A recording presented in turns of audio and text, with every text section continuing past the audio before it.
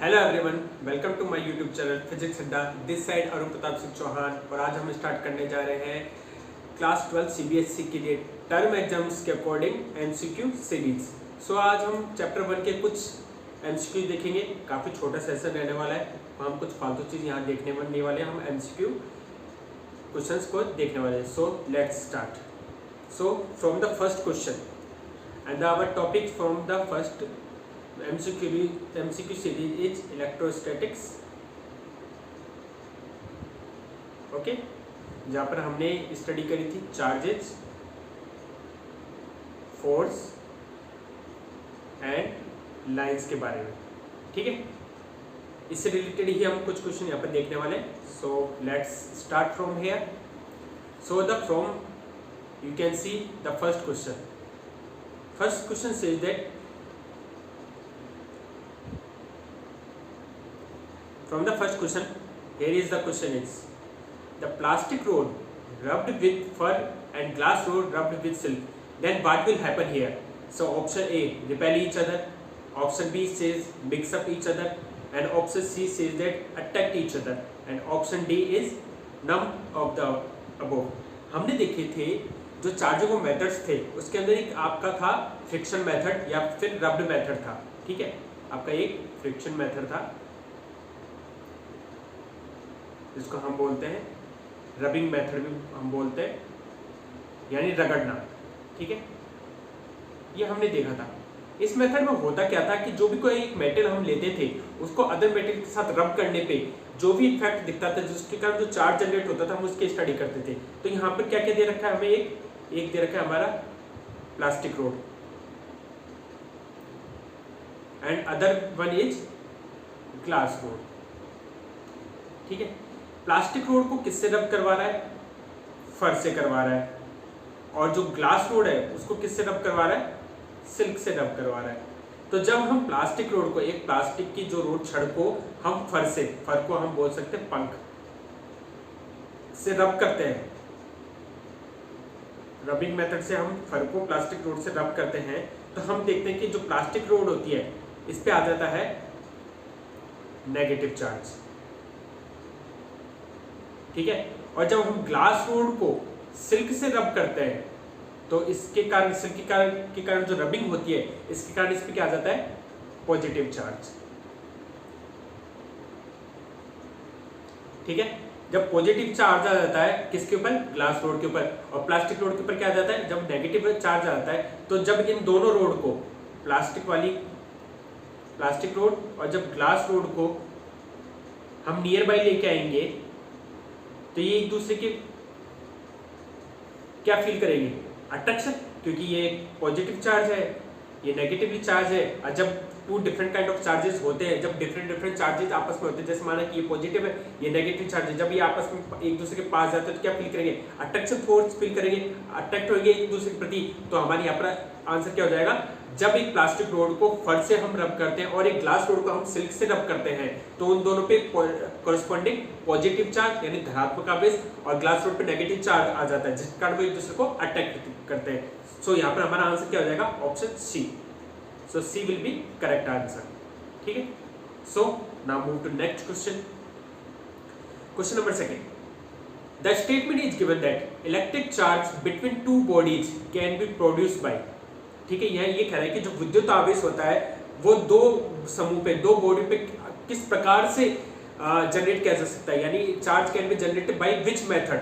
Option A is given sticking, option B is given rubbing, and option C is oiling, and option D passing AC current.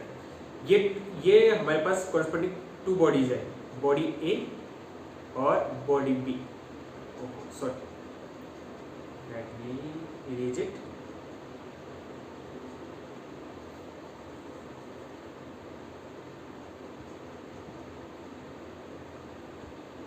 They are two body A and body B.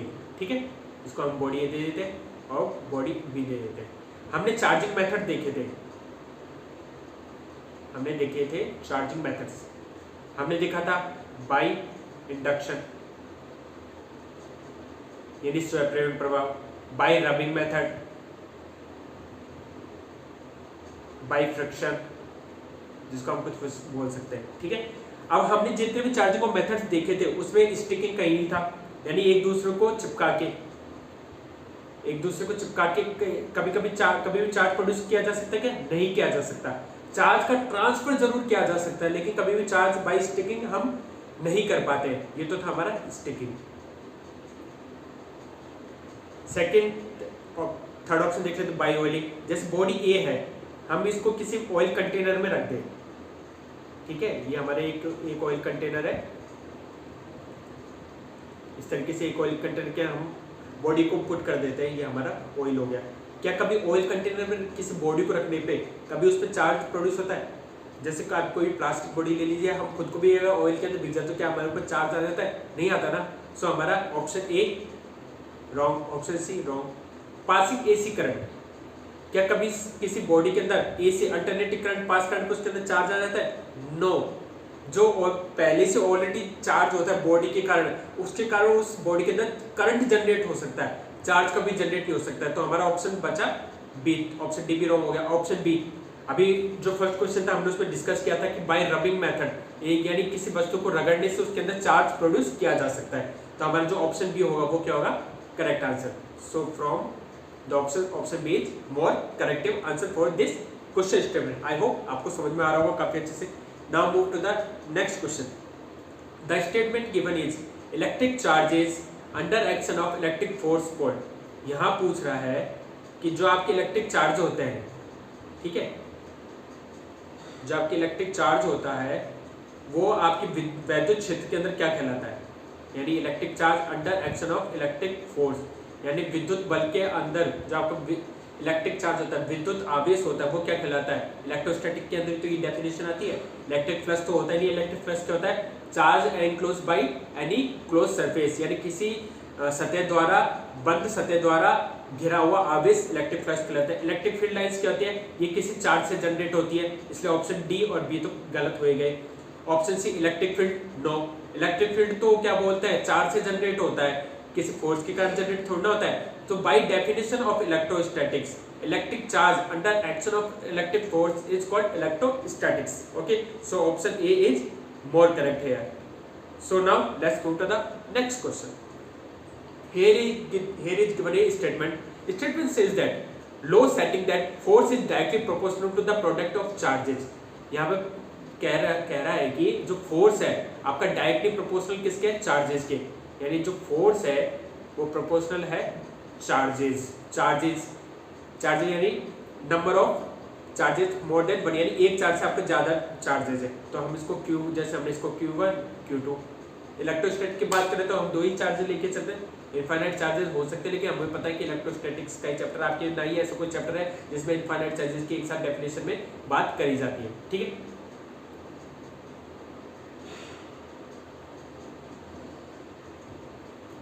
So first statement is clear and the other one is, wait a minute, okay, हाँ, first statement says that force is directly proportional to the product of charges. ये हमने इसको note down कर लिया, हमने दे दिया इसको equation पर। And the other statement says that inversely proportional to square of separation between them, यानी ये टू चार्जेस थे Q1 and Q2 are two charges which are separated by some distance r. So here is saying that force is inversely proportional to, inversely यानी 1/, हो जाएगा, proportional to the square of separation between, ये जो यहाँ पे जो separation distance है इसके स्क्वायर के रेसिप्रोकल है। ठीक है, सो यहाँ से इक्वेशन 1 और 2 से हमें क्या रिजल्ट मिल जाता है? जो f होता है वो प्रोपोर्शनल होगा Q1 Q2 upon r square. ये हमें यहाँ पे स्टेटमेंट हमें कह रहा है। तो ये किसका स्टेटमेंट है? ये हमें बताते हैं इलेक्ट्रोस्टैटिक फोर्स यानी कूलम्ब्स लॉ के बारे में। ठीक है, आपसे इसी तरीके के छोटे छोटे बेसिक क्वेश्चन ही पूछे जाएंगे, क्योंकि आपको पूरा एमसीक्यू टाइप का पेपर आने वाले फर्स्ट, जो आपका सेकंड होगा वो पूरा थ्योरेटिकल आएगा। ठीक है, सो कूलम्ब लॉ के अकॉर्डिंग क्या है, जो हमारा फोर्स होता है वो चार्जेस के प्रोपोर्शनल होता है और जो उनके बीच सेपरेशन डिस्टेंस होती है उनके इनवर्सली स्क्वायर के इक्वल होता है। So from option A Newton's law क्या है? ये है हमारे क्या बोलते हैं मोशन से रिलेटेड, यानी गति के नियम होता है उससे related Newton's law. Gauss law हमारे फ्लक्स से रिलेटेड है। ठीक है, तो ऑप्शन ए बी रॉन्ग हो गया, ऑप्शन सी भी रॉन्ग हो गया। ओम्स लॉ बताता है जो पोटेंशियल होता है वो क्या बोलते हैं, जो रेजिस्टेंस होता है उसके प्रोपोर्शनल होता है, ठीक है। और कूलम्ब्स लॉ का स्टेटमेंट यही शो करता है कि proportional to Q1 Q2 upon R square. So यहाँ पे इसका option B is more correct. Okay, so now move to the next question number 5. Question number 5 says that magnitude of electric force F is option A directly proportional to the multiplication of both charges. जो आपका option A कहता है वो कह रहा है कि जो F है वो proportional to the multiplication of charge. Okay, option B directly proportional to the distance between two charges. माना कि जैसे यहाँ पे एक सिनेरियो था Q1 Q2 का, इनके बीच की डिस्टेंस R है, तो ऑप्शन बी क्या कहता है जो F है वो प्रोपोर्शनल होगा डिस्टेंस के। Option C is that directly proportional to the square of the distance between both charges, यानी जो डिस्टेंस है सेपरेट डिस्टेंस है उसके स्क्वायर के प्रोपोर्शनल होगा। और ऑप्शन डी जो F है वो होगा कांस्टेंट, ठीक है। अब आप प्रीवियस क्वेश्चन की स्टेटमेंट से देख सकते हैं जो हमारा कूलम्ब्स लॉ है वो कहता है कि जो F होता है वो होता है चार्जेस के मल्टीप्लिकेशन के प्रोपोर्शनल और डिस्टेंस के क्या बोलते हैं रेसिप्रोकल और स्क्वायर होता है। तो आप देखिए ऑप्शन ए बी सी और डी में ऑप्शन बी रॉन्ग हो जाएगा, ये 1/r² होना चाहिए था, ये भी 1/r² होना चाहिए। तो फोर्स कभी भी कांस्टेंट नहीं होता है, क्या होता है फोर्स होता है वो चार्जेस के मल्टीप्लिकेशन के इक्वल होता है। तो यहाँ से हमारा ऑप्शन ए होगा वो मोर करेक्टिव होगा। आपको मजा आ रहा होगा आई होप आपको, क्योंकि आप लोगों ने ये चैप्टर्स पढ़ रखे हैं। अब डायरेक्ट आपको क्वेश्चन की प्रैक्टिस ही करनी है और आपके शायद आज 18 दिसंबर को आपका जो शेड्यूल है टर्म 1 का वो आने वाला है। हो सकता है कि मैं जब ये वीडियो रिकॉर्ड कर रहा हूँ तब तक वो शेड्यूल आ गया होगा। कुछ क्वेश्चन और बाकी है, उसके बाद ये सेशन खत्म हो जाएगा। और आप मुझे कमेंट सेक्शन में या फिर ग्रुप के अंदर जरूर बताना आपको ये सेक्शन कैसे लगा। आप अपने साथियों के सब्सक्राइब कीजिए, आपके लिए बहुत ही इंपॉर्टेंट सेशन होने वाला है ये, क्योंकि इसके अंदर क्या है MCQ जो आपके एग्जाम्स में आने वाले। हो सकता है क्या पता इन्हीं सीरीज में कोई MCQ आपके पास डायरेक्ट आ जाए या फिर डायरेक्टली अदर फॉर्म के अंदर आ सकता है। तो एक भी क्वेश्चन मिस नहीं मत कीजिएगा, बने रहिएगा इस लेक्चर के साथ, पूरा लेक्चर जरूर देखिए और चैनल को सब्सक्राइब करना ना भूलें, ठीक है। So now let's move to the next question. The statement is given there, जो कथन दिया गया वो दिया गया है कि a body is negatively charged means, यानी कोई बॉडी है, ठीक है, ये बॉडी ए है, ये नेगेटिवली चार्ज, इस पे पूरा नेगेटिव चार्ज है। तो इसका मींस यानी इसका मतलब क्या है, तो हम देखते हैं कि जो ऑप्शन है वो क्या कहना चाहते हैं, हमसे क्या कहना चाहते हैं। जो ऑप्शन है वो बोलना चाहते हैं कि it has only negative charge. Okay, the option B says that positive charge have been neutralized by negative charge. Okay, the quantity of negative charge present is more than the quantity positive charge present. Okay, the positive are displaced from their original position. Okay, so बहुत ही easy concept का है, इसका answer option C है। मैं बता देता हूँ कैसे। मान लो कि एक न्यूट्रल बॉडी है, ठीक है, न्यूट्रल बॉडी का मतलब क्या होता है कि जिसमें पॉजिटिव और नेगेटिव चार्ज इक्वल डिस्ट्रीब्यूटेड हो, ठीक है, जितने नंबर ऑफ पॉजिटिव चार्ज है उतने ही नंबर ऑफ नेगेटिव चार्ज है। तो इससे क्या होगा कि जो बॉडी होगी वो न्यूट्रल हो जाएगी बाय चार्जेस। अब क्या है कि यहाँ पर दे दिया हमने उसको नेगेटिव चार्ज, हमने कहीं से लाके हम मार्केट के हमने 100 रुपए का नेगेटिव चार्ज खरीदा और हमने किसी को दे दिया। ऐसे नहीं होता है कि हमने उसको किसी भी चार्जिंग मेथड से उस पर हमने एक्स्ट्रा नेगेटिव चार्ज जनरेट कर दिए। तो इसका मतलब क्या हो गया कि उस बॉडी के अंदर जो नेगेटिव चार्ज होंगे वो ज्यादा होंगे किसके करस्पॉन्डिंग में, पॉजिटिव चार्ज के करस्पॉन्डिंग में, तभी वो नेगेटिवली चार्ज होती है। इसका मतलब ये नहीं होता है कि वहां पे पॉजिटिव चार्ज है ही नहीं। अरे भाई मान लो कि यहाँ पर पहले 2 पॉजिटिव चार्ज और 2 नेगेटिव चार्ज थे, ठीक है, ये न्यूट्रल था। अब हमने इसमें रबिंग मेथड लगाया, ठीक है, या फिर इंडक्शन मेथड लगाया और इस पे 1 और 2 नेगेटिव चार्ज और आ गए। तो इसका मतलब ये थोड़ा है कि पॉजिटिव चार्ज कहीं चले गए, नहीं गए ना। यहाँ पर क्या हुआ 4 तो इलेक्ट्रॉन हो गए और 2 प्रोटॉन हो गए, ठीक है। इसका मतलब यही तो हुआ, यानी नेगेटिव चार्ज ज्यादा है तो इसलिए वो नेगेटिव चार्ज शो करेगी। अगर पॉजिटिव चार्ज ज्यादा होता है तो पॉजिटिव चार्ज शो करती। तो यहाँ से हमारा ऑप्शन क्या हो गया, option C. Option C says that the quantity of negative charge present is more than the quantity of positive charge present there, ठीक है। आई होप आपको ये कॉन्सेप्ट समझ में आ गया। मैंने आपको वीडियो अभी तक मैंने माना कि मैंने पूरा लेक्चर अपलोड नहीं किया है लेक्चर 1 का, लेकिन मैंने जितना पढ़ाया है उसी में से ये मैंने क्वेश्चन पुटअप करे हैं कि भाई बेसिक्स बना रहे लोगों का। आगे होगा वहाँ पे लेक्चर सीरीज तो नहीं आने वाली, लेकिन आपके MCQ series almost daily by daily आएगी, क्योंकि आपका एमसीक्यू टेस्ट होने वाला है, क्योंकि थ्योरेटिकल तो होने वाला है नहीं, ना ही आपका क्या बोलते हैं डेरिवेटिव पार्ट ज़्यादा आएगा, आपके सारे एमसीक्यू ऑब्जेक्टिव क्वेश्चन ही आने वाले हैं। तो मैंने सोचा क्यों ना एमसीक्यू सीरीज लाया जाए और स्टूडेंट्स की हेल्प करी जाए। ठीक है, now next question, when A body is charge by conduction its mass, यानी जो एक बॉडी है इसको हम कंडक्शन के द्वारा यानी चालन मेथड के द्वारा हम इसको कंडक्ट करते हैं, तो इसके मास पे क्या इफेक्ट होगा, इसका मास पे क्या इफेक्ट होगा, मास इंक्रीज होगा या डिक्रीज होगा, इसके बारे में पूछ रहे हैं। वही हम चार्ज कर रहे हैं, वही एक न्यूट्रल बॉडी का कॉन्सेप्ट लेते हैं। ठीक है, ये एक न्यूट्रल है, यानी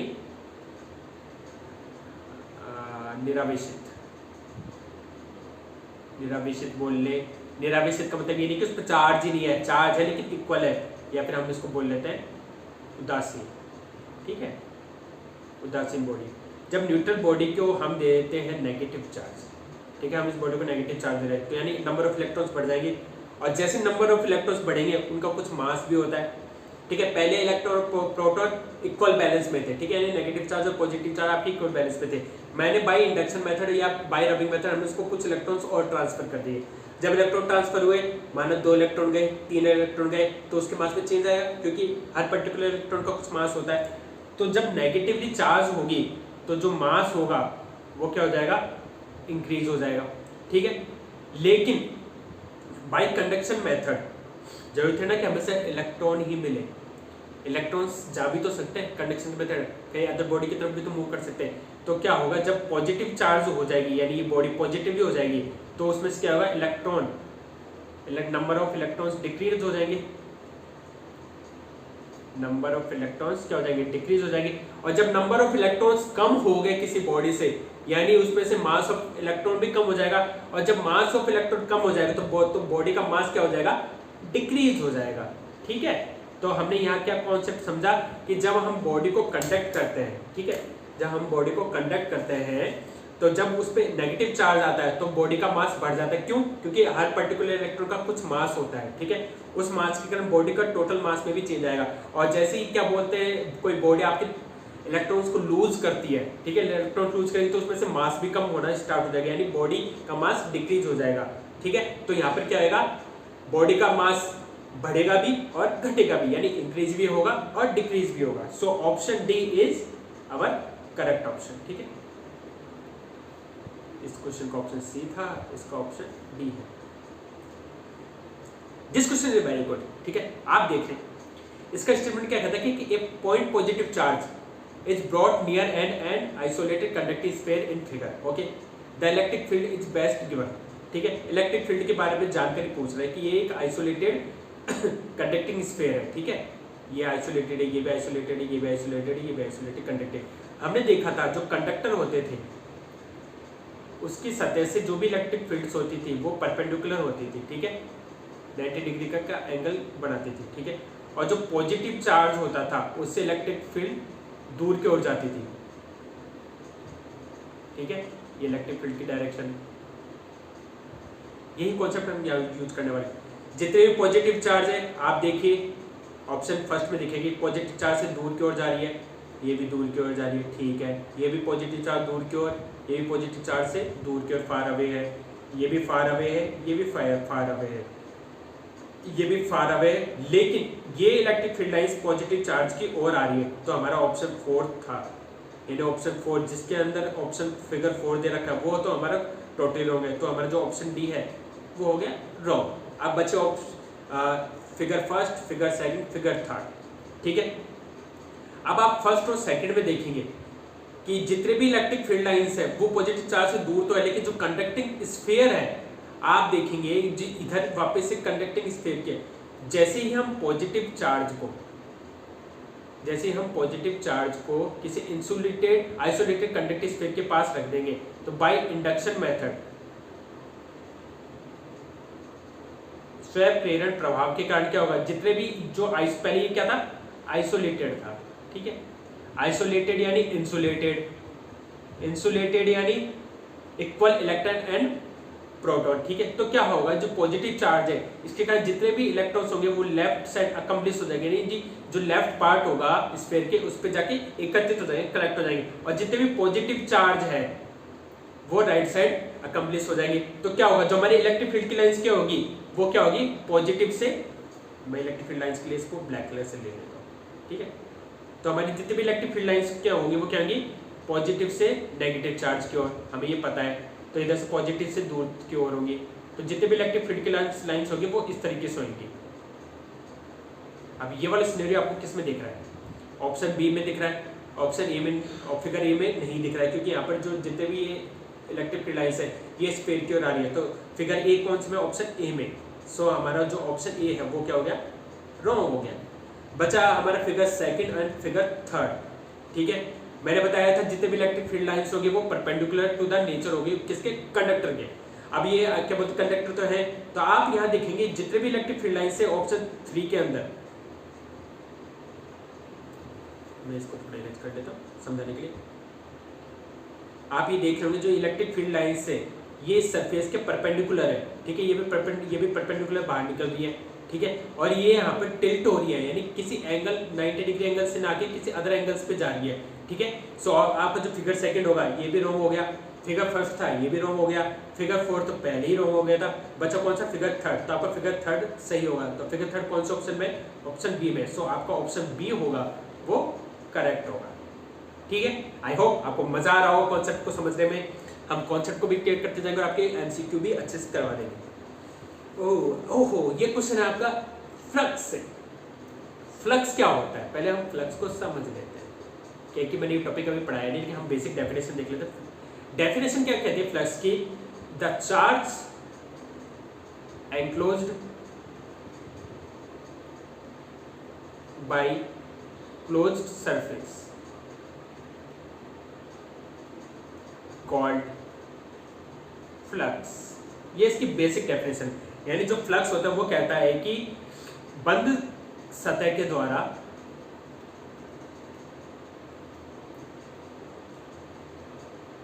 एनक्लोज यानी बंधित इलेक्ट्रॉन, बंधित आवेश, नॉट इलेक्ट्रॉन क्योंकि हम चार्ज की बात कर रहे हैं, फ्लक्स कहलाता है, ठीक है।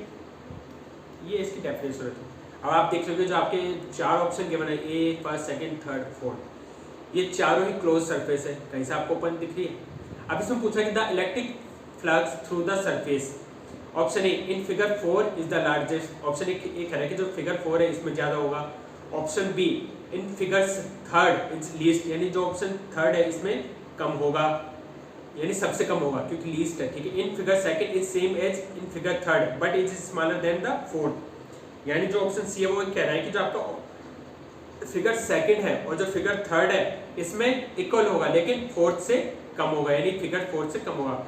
और लेकिन जो आपका ऑप्शन डी वो कहता है कि is the same for the all figures, यानी जितने भी आपको ये फिगर्स दिख रहे हैं इनके लिए इक्वल होने वाला है। तो सोचो क्या होगा, मैंने भी आपको डेफिनेशन बताई है, इस डेफिनेशन के अकॉर्डिंग क्या होने वाला है। देखो आप डेफिनेशन को पढ़ोगे तो वो कहता है कि जो फ्लक्स होता है वो होता है charge enclose by close surface, ठीक है। Charge enclose by close surface, ठीक है। Charge enclose by close surface, आप इसको रख लीजिए, charge enclose by close surface. जैसे क्या बोलते हैं बड़े लोग क्या बोलते हैं मंत्रों का उच्चारण करते वैसे आप भी याद करिए, charge enclose by close surface, charge enclose by close surface, charge enclose by close surface, ठीक है। आपको जितने भी चारों आपको फिगर दिख रहे हैं ये भी क्लोज है, ये भी क्लोज है, ये भी क्लोज है, ये भी क्लोज है। इसमें कितना चार्ज एनक्लोज है 1, इसमें भी कितना है 1, इसमें भी कितना है 1 और इसमें भी कितना है 1, यानी जो चारों आपकी फिगर्स है उसके अंदर 1 चार्ज एनक्लोज है। जब a number of charges enclose is equal then the flux also be equal, so here from the option D is the same for all figures, so option D is correct। बोले तो एकदम झकास बेरो, एकदम बढ़िया। This is the last question related to electric field, आपके विद्युत क्षेत्र से रिलेटेड एक लास्ट क्वेश्चन है। आपका स्टेटमेंट कहता है कि figure shows electric field lines in which an electric dipole P, ये आपका एक इलेक्ट्रिक डायपोल P है, ठीक है। Space as shown which of the following statement is correct, यानी जो आपको 4 ऑप्शन देखे इसमें से कौन सा स्टेटमेंट करेक्ट है उसके बारे में हमको जानकारी करनी है। सो आपका जो ऑप्शन ए है वो कहता है कि the dipole will not experience any force, यानी जो आपका डायपोल है, पहली बात तो डायपोल की डायरेक्शन क्या होती है, ये भी पूछ सकता है, मैंने आपको लेक्चर सीरीज के बताया, जो डायपोल की डायरेक्शन होती है वो ये क्या हो गया, हाँ वापस आ गया, वो होती है नेगेटिव चार्ज से पॉजिटिव चार्ज की, जो डायपोल की डायरेक्शन होती है वो नेगेटिव टू पॉजिटिव होती है, ठीक है। ये तो हमारा डायपोल के बारे में था। नेक्स्ट ऑप्शन कहता है कि dipole will experience a force towards the right, यानी जो डायपोल है इस पे जो फोर्स फील होगा वो राइट साइड से होगा, यानी इस साइड से होगा, यानी जो फोर्स की डायरेक्शन होगी वो राइट टू लेफ्ट होगी, ये ऑप्शन बी कहता है। The dipole will experience a force towards left, option C कहता है जो हमारा फोर्स होगा वो लेफ्ट टू राइट होगा, ये तो कहता है हमारा ऑप्शन सी, फोर्स की direction. The dipole will experience a force upward, जो ऑप्शन डी है वो कहता है कि जो हमारा फोर्स है वो अपवर्ड की ओर फील होगा, इस तरीके से फोर्स की डायरेक्शन ये होता है, हमारा ऑप्शन डी कह रहा है, ठीक है।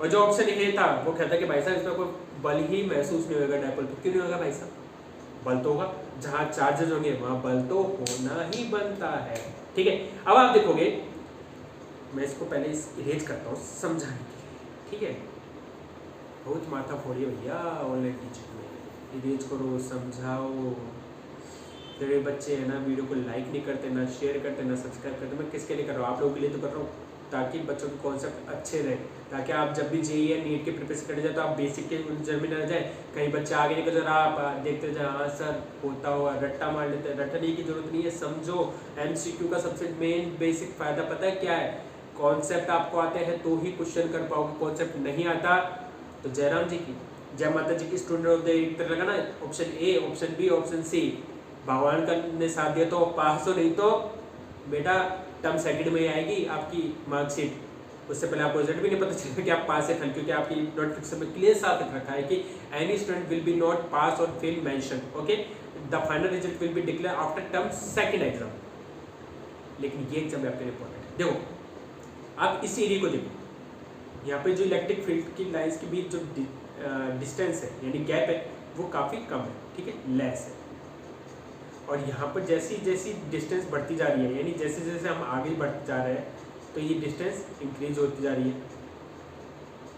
अब जब डिस्टेंस इंक्रीज हो गई, यानी आपका क्या बोलते हैं डेंसिटी ऑफ इलेक्ट्रिक लाइंस कम हो गया, तो क्या होगा, आपका फोर्स भी कम हो जाएगा, और आपकी जो लेफ्ट साइड में क्या है, जो density of electric field lines है वो ज़्यादा है, इनके बीच डिस्टेंस कम है, तो डिस्टेंस कम है तो इनका density of electric field lines ज़्यादा होगा। ये मैं आपको पहले भी लेक्चर में बता चुका हूँ, काफ़ी अच्छा कॉन्सेप्ट था, मैंने आपको बताया देगा, इस बार क्वेश्चन पूछ सकता है और ये पूछ भी सकता है, और उसी से रिलेटेड मैं क्वेश्चन लेके आया हूँ यहाँ पे कि यहाँ पे जो आप इलेक्ट्रिक फील्ड लाइंस के बीच डिस्टेंस देख रहे हो वो कम है, यानी इनकी density of electric field lines ज़्यादा है, और जहाँ पर इलेक्ट्रिक फील्ड लाइंस ज़्यादा होंगी,